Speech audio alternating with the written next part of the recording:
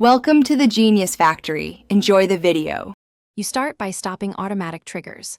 Open Task Manager and go to Startup. Disable Chrome if enabled so Windows won't launch it.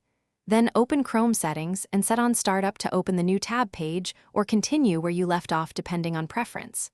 Next, go to Chrome, //extensions and disable any unfamiliar or recently added extensions. These often inject auto-launch behavior. Once done, restart Chrome to confirm those immediate controls, removed the unwanted auto-open cycle. Now you address background processes and scheduled tasks causing relaunches. In Chrome, go to Settings Advanced System and turn off Continue Running Background Apps so Chrome exits fully. Then open Task Scheduler and search for tasks that reference Chrome, delete any that auto-run at login. Also check the startup folders, type shell startup and %appdata% in run to remove stray Chrome shortcuts. Once those are cleaned, reboot Windows and watch for automatic Chrome starts to confirm the issue is resolved.